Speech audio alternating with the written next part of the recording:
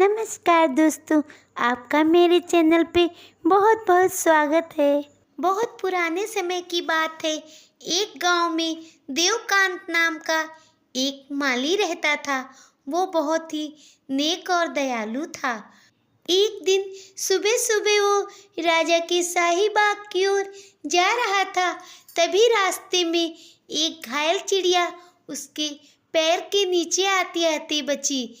देवकांत चिड़िया को उठाकर सोचने लगा, इसे कहाँ सुरक्षित स्थान पर रखें। तभी वो चिड़िया बोली, धन्यवाद प्यारे मनुष्य, तुमने मेरी जान बचाकर मुझ पे बहुत ही उपकार किया है।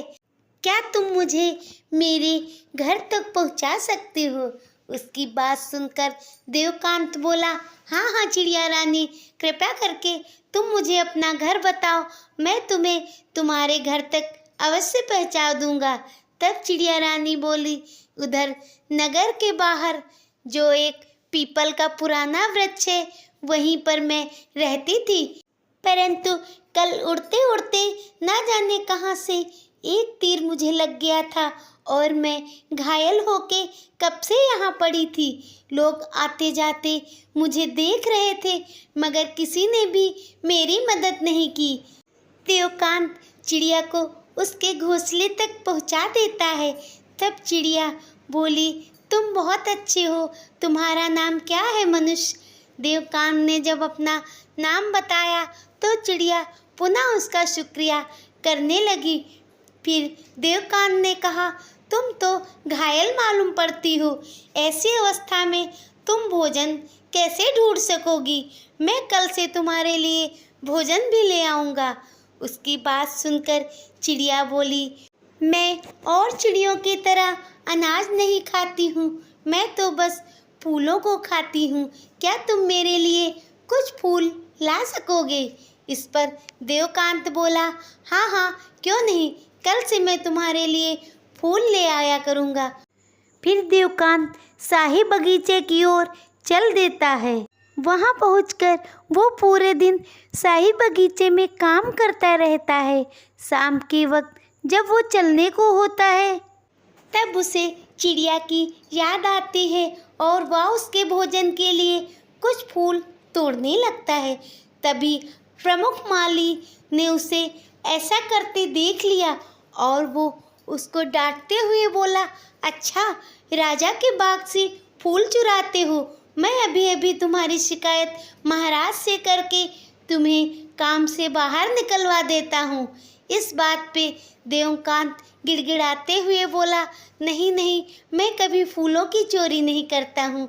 आज मुझे कुछ फूलों की आवश्यकता थी, बस इसीलिए ले जा रहा था। कृपया करके मुझे महाराज के सामने मत पेश करो, वरना वो मुझे दंडित करके नौकरी से निकाल देंगे।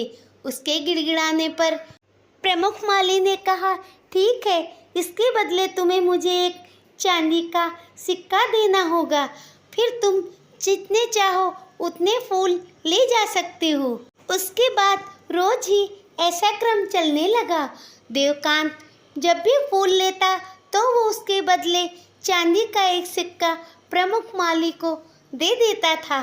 धीरे धीरे करके कई दिन बीत गए। एक दिन उसके पास बिल्कुल भी धन नहीं बचा। प्रमुख माली ने उसे फूल ले जाने नहीं दिया। तब वो उदास मन से चिड़िया के घोंसले के पास जा पहुंचा। उसे उदास देखकर चिड़िया ने पूछा, क्या बात है देवकांत, आज तुम इतने उदास क्यों हो? तब देवकांत ने कहा, मैं ये सोच रहा हूँ, मेरे पास अब धन नहीं बचा है, तो मैं तुम्हारे लिए कल से फूल कैसे लाऊंगा? फूल ना लाने की वजह से तुम तो भूखी ही रह जाओगी। इस पर चिड़िया बोली, अरे मुझे नहीं पता था कि तुम मेरे लिए इतना कष्ट उठा रहे हो।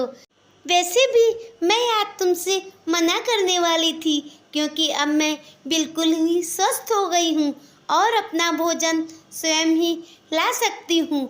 फिर चिड़िया बोली, देवकांत तुम एक अच्छे इंसान हो, तुमसे बातें करना मुझे अच्छा लगता है। भले ही कल से तुम मेरे लिए फूल मत लाना, मगर मुझसे मिलने रोज आया करना। उसके बाद तो देवकांत रोज ही वापस लौटते समय चिड़िया से कुछ देर बातें करके ही अपने घर आता था। इधर एक दो दिन शाही बगीचे में अधिक कार्य होने के कारण देवकांत चिड़िया से मिलने नहीं जा पाया। इसीलिए जब वो अगले दिन चिड़िया के पास पहुंचा तो वो उसे देखकर खुश होते हुए बोली, देवकांत तुम कहाँ थे? मैं तुम्हारी कब से प्रतीक्षा कर रही थी। इसके बाद चिड़िया ने एक बीज देवकांत को देते हुए कहा, ये मृत्यु संजीवनी वृक्ष का बीज है। ये बहुत ही चमत्कारी है। इस बीज से एक ही महीने में एक विशाल वृक्ष बन जाएगा और उसमें बहुत ही सुगंधित फूल लगेंगे, मगर वो फूल आधी रात को ही लगेंगे। जो मनुष्य उन फूलों को सूंघेगा वो बहुत ही स्वस्थ और सुंदर होता जाएगा। इन फूलों के द्वारा तुम राजा को उपहार देकर बहुत सारा धन कमा सकते हो। इतना कहकर चिड़िया ने वो बीज देवकांत के हाथ पे रख दिया। बीज देखकर देवकांत बहुत खुश हुआ और वो बोला, अच्छा चिड़िया रानी, तुम्हें ये बीज कहाँ से मिला है? 2 दिन पूर्व मैं भोजन की तलाश में बहुत दूर निकल गई थी। वापस लौटते लौटते सांझ घिर आई थी। मैं थकी हारी एक वृक्ष के ऊपर जा बैठी थी। वहाँ पास ही एक सरोवर था। तभी मैंने देखा 2 खूबसूरत परियां उतर के आती हैं। उनमें एक परी बोली, देखो कितनी खूबसूरत जगह है, हम लोग रोज ही यहाँ पर घूमने आया करेंगे। तब दूसरी परी बोली, हाँ, और यहाँ पे हम मृत्यु संजीवनी का बीज भी लगाएंगे। इस पर दूसरी परी ने इस बीज के बारे में पूछा। तब पहली परी ने सारी विशेषताएं दूसरी परी को बताई थी। उस समय मैं ये सब सुन रही थी। परियों ने वो बीज वहीं सरोवर के पास गाड़ दिया था। परियां नृत्य करती रहीं और जब वो अपने घर वापस चली गई तब मैंने जमीन खोद के ये बीज निकाल लिया। मैंने सोचा क्यों ना ये उपहार मैं तुम्हें दूं, क्योंकि तुमने उस मुसीबत समय में मेरी बहुत मदद की थी और उसके उपकार के बदले मैं तुम्हें कुछ देना चाहती थी। इसीलिए आज मैं तुम्हें ये उपहार दे रही हूँ। परंतु देवकांत, तुम इस वृक्ष की विशेषता के बारे में किसी से कुछ मत कहना, वरना मुसीबत में पड़ जाओगे। देवकांत चिड़िया से वादा करके बीज लेकर अपने घर की ओर चल दिया। रास्ते भर वो यही सोचता रहा कि इतने चमत्कारी बीज को वो कहाँ पर रोपे। उसके पास तो कोई जगह थी ही नहीं। घर के नाम पर एक टूटी सी झोपड़ी थी। तभी अचानक उसे शाही बाग का ख्याल आया। उसने सोचा क्यों ना ये बीज शाही बगीचे में ही लगाया जाए। इससे उसकी देख रेख और सुरक्षा बहुत अच्छी तरीके से हो सकेगी। ये ख्याल आते ही वो निश्चिंत होकर सो गया। अगली सुबह वो बीज लेकर जब शाही बाग में पहुंचा और उसे रोपने के लिए गड्ढा खोद रहा था, तभी प्रमुख माली ने उसे ऐसा करते देख लिया। वो उस पे चिल्लाते हुए बोला, तुम ये क्या कर रहे हो? बिना मेरी आज्ञा से अपनी इच्छा से ये तुम गड्ढा क्यों खोद रहे हो? इस पर देवकांत ने वो बीज दिखाते हुए कहा, ये एक चमत्कारी बीज है। मैं यहाँ पर इसे रोपना चाहता हूँ। देखना 1 महीने में ही ये बहुत विशाल वृक्ष बन जाएगा। उसके बाद इस वृक्ष की चमत्कारी शक्तियों के बारे में उसने प्रमुख माली को बता दिया था। सब बात सुनकर प्रमुख माली की आंखों में एक चमक आ गई। उसके चेहरे पे मुस्कुराहट आ गई और वो बड़ी अच्छी तरीके से देवकांत से बातचीत करने लगा। उसके बाद देवकांत रोज ही उस बीज की देखरेख करता। कुछ ही दिनों में उसमें बहुत अच्छा पौधा निकल आया था और धीरे धीरे करके 1 महीने में वो विशाल वृक्ष बन गया था। जब वो विशाल वृक्ष बन गया तब प्रमुख माली और देवकांत ने कहा, अब हम देखेंगे इसमें कब फूल आते हैं। आज रात को हम लोग शाही बगीचे में ही रुकेंगे। उसके बाद दोनों रात होने का इंतजार करने लगे। आधी रात के समय वो वृक्ष खुशबूदार फूलों से भर गया था। उसकी खुशबू पूरे वातावरण को सुगंधित कर रही थी। देवकांत वृक्ष में गिरे हुए फूलों को चुनने लगा। वो मन ही मन सोच रहा था, जब महाराज ये खुशबूदार फूल देखेंगे तो वो प्रसन्न होंगे और उसे पुरस्कार रूप में अधिक धन भी देंगे। तभी प्रमुख माली चिल्लाते हुए बोला, गिरफ्तार कर लो सैनिकों, ये चोर है, ये शाही बगीचे से रोज ही फूल चुराता है। प्रमुख माली के इतना कहते ही छिपे हुए सैनिक सामने आ जाते हैं और वो देवकांत को पकड़कर उसे बुरी तरीके से पीटने लगते हैं। तब प्रमुख माली बोला, मैं कई दिनों से देख रहा था हमारे बगीचे से फूल दिन पर दिन कम हो रहे थे। मुझे इस बात का शक था कि अवश्य ये फूल देवकांत चुरा रहा था। आज मैंने रंगों हाथों इसे पकड़ लिया है। देवकांत बार बार मिन्नतें करता रहा, मगर प्रमुख माली को दया नहीं आई। बुरी तरीके से पिटाई करने के बाद देवकांत से प्रमुख माली बोला, वैसे तो मैं तुम्हें राजा के सामने पेश करता, मगर तुम एक निर्धन हो, इसलिए मुझे तुम पे दया आ रही है। मैं राजा के सामने तो तुम्हें नहीं पेश करूँगा, मगर नौकरी से तुम्हें निकाले देता हूँ। आज के बाद कभी भी राजमहल की ओर मत आ जाना। देवकांत उदास मन से अपने घर की ओर चल दिया। इधर प्रमुख माली ने सारे फूलों को चुना और उसका अच्छा सा गुलदस्ता बना लिया। देवकांत रोते बिलखते चिड़िया के पास पहुंचा और उसने उसे सारी बात बताई। सारी बात सुनकर चिड़िया बोली, मैंने तो तुम्हें पहले ही सचेत किया था कि इस चमत्कार के बारे में किसी को कुछ मत बताना, मगर अब जो होना था हो ही गया। मुझे तुम पर दया आ रही है, मगर मैं कुछ भी नहीं कर सकती हूँ। इधर अगले दिन प्रमुख माली फूलों का गुलदस्ता लेके राजमहल में पहुँचा। प्रमुख माली को देखकर राजा ने कहा, अच्छा हुआ तुम स्वयं ही आ गए। मैं तो तुम्हें बुलाने ही वाला था। मैं ये जानना चाहता था कि हमारे बगीचे में ऐसा कौन सा वृक्ष है जिससे इतनी सुगंध आ रही है। कल रात से ही बहुत अच्छी सुगंध है। मैं उसे सूंघकर खुद को तरोताज़ा महसूस कर रहा हूँ। मुझे अंदर से ऐसा लग रहा है कि मैं बिल्कुल स्वस्थ और निरोगी हूँ।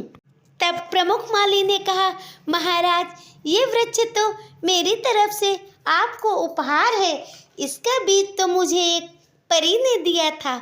उसके बाद उसने एक मनगढ़ंत कहानी महाराज को सुनाई। मृत्यु संजीवनी वृक्ष का फूल पाके महाराज बहुत ही प्रसन्न थे। उन्होंने प्रमुख माली को बहुत सारा धन उपहार में दिया। इस तरह प्रमुख माली रोज ही उन फूलों का गुलदस्ता बना के महाराज को देता और बदले में महाराज उसे खूब सारा धन देते। महाराज की एक पुत्री थी, राजकुमारी नीलिमा, जो काफ़ी दिनों से अपने ननिहाल गई हुई थी। जब काफ़ी दिनों बाद वो अपने राज्य लौटी तो महाराज को देखकर वो प्रसन्न होते हुए बोली, पिताजी महाराज, ये आपको क्या हो गया है? आपका चेहरा तो क्रांतिमान हो रहा है और ऐसा लग रहा है कि आप दिन प्रतिदिन जवान होते जा रहे हैं। राजकुमारी नीलिमा की बात सुनकर महाराज ने उसे चमत्कारी मृत्यु संजीवनी वृक्ष के बारे में बताया। काफ़ी देर तक पिता पुत्री में वार्तालाप होता रहा। उसके बाद राजकुमारी नीलिमा अपने शयन कक्ष में आ गई। रात्रि का आधा पहर बीत चुका था। राजकुमारी नीलिमा अपने कक्ष में टहल रही थी। अचानक ठंडी हवा का एक झोंका आया और राजकुमारी के तन मन को सुगंधित कर गया। सुगंध इतनी अच्छी थी कि राजकुमारी अपने आप को रोक ना सकी। वो सुगंध की दिशा में बढ़ती चली गई। जब वो शाही बाग में पहुंची तो वहाँ वृक्ष था जिसकी खुशबू उन्हें मदहोश कर रही थी। राजकुमारी मृत्यु संजीवनी वृक्ष के फूल उठाकर देखने लगी। उसी समय दोनों परियां धरती लोक की स्वर्ग करने आई थी। अपनी जानी पहचानी सुगंध देखकर वो उधर ही खिंची चली आई। तब एक परी बोली, अरे ये तो मृत्यु संजीवनी का वृक्ष है, ये इस पृथ्वी लोक पर कैसे आ गया? तब दूसरी परी बोली, हाँ हाँ, ये तो वही बीज है जिसे हम लोगों ने जलाशय के पास छिपाया था। मुझे लगता है किसी चोर ने इसे देख लिया होगा और उसे चुरा लाया होगा। तभी एक परी की नज़र राजकुमारी नीलिमा पे पड़ी। उन्होंने कहा, अच्छा, लगता है ये वही है जिसने हमारा बीज चुराया था। चलो हम इसे इसके कर्मों की सजा देते हैं। और ये कहते हुए एक परी ने राजकुमारी नीलिमा को पत्थर का बना दिया। प्रातःकाल जब राज्य कर्मचारी ने देखा कि राजकुमारी नीलिमा पत्थर की बनी हुई हैं, तो उन्होंने महाराज को ये सूचना दी। ये सूचना पाकर महाराज दौड़े दौड़े शाही बाग में आए। जब उन्होंने अपनी पुत्री की ये दशा देखी तो वो प्रमुख माली पे बहुत ही क्रोधित हुए। उन्होंने अपने सैनिकों को आदेश देकर प्रमुख माली को बुलवा भेजा। महाराज क्रोधित होते हुए प्रमुख माली से बोले, तुमने कैसा वृक्ष लगाया है जिसके नजदीक जाते ही मेरी पुत्री पत्थर की बन गई है? तुमने ही ये बीज लाके दिया, अतः मेरी पुत्री को उसी रूप में तुम ही लौटा कर लाओ, वरना मैं तुम्हें मृत्युदंड की सजा दे दूंगा। महाराज को क्रोध में देखकर प्रमुख माली डर से थरथर कांपने लगा। वो महाराज के चरणों पे गिर गया और बोला, महाराज, मैं इस बारे में कुछ भी नहीं जानता हूँ। वास्तव में ये बीज तो देवकांत ने लगाया था। मैंने आपसे झूठ बोला था, मुझे इसके लिए माफ कर दीजिए। राजा ने तुरंत ही अपने सैनिकों से देवकांत को बुलवा भेजा। महाराज देवकांत पे क्रोध कर रहे थे। उसी समय दरबार में वो चिड़िया आ गई और बोली, महाराज, इसमें इसका कोई दोष नहीं है। ये बीज तो मैंने ही इसे उपहार स्वरूप दिया था।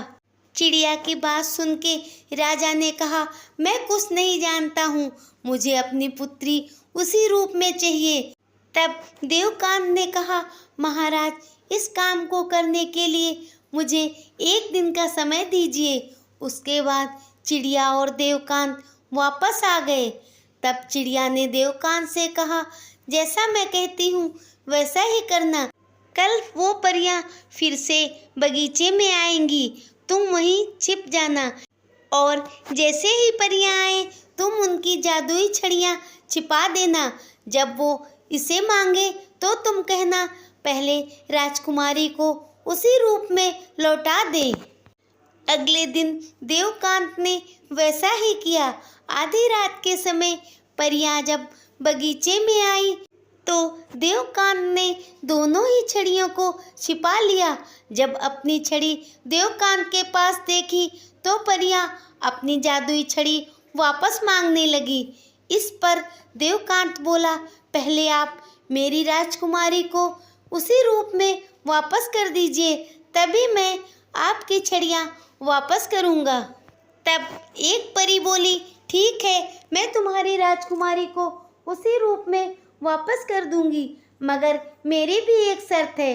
अब मैं ये अपना देवव्रत वापस अपने साथ देवलोक ले जाऊंगी। तब देवकांत ने कहा, अगर आप ये जादुई वृक्ष अपने साथ देवलोक ले जाएंगी तो मेरा क्या होगा? इस वृक्ष के बिना तो मैं धनहीन हो जाऊंगा। परियों ने कहा, अगर तुम मेरी छड़ी वापस कर दोगे तो मैं तुम्हें खूब सारा धन और रहने के लिए एक महल भी दूंगी। फिर क्या था, देवकांत तो यही चाहता था। परियों ने कहा, कल जब तुम अपने घर वापस जाओगे तो उसकी जगह तुम्हें महल मिलेगा जिसमें खूब सारा धन होगा। देवकांत ने परियों को उनकी जादुई छड़ी वापस कर दी। परियां वो जादुई वृक्ष लेके देवलोक वापस चली गईं। महाराज ने जब अपनी पुत्री को उसी रूप में देखा तो वो बहुत प्रसन्न हुए। फिर राजा ने देवकांत की बुद्धिमत्ता से प्रसन्न होकर अपनी पुत्री का विवाह देवकांत के साथ कर दिया। देवकांत राजकुमारी के साथ लेकर अपने महल में सुखपूर्वक रहने लगा।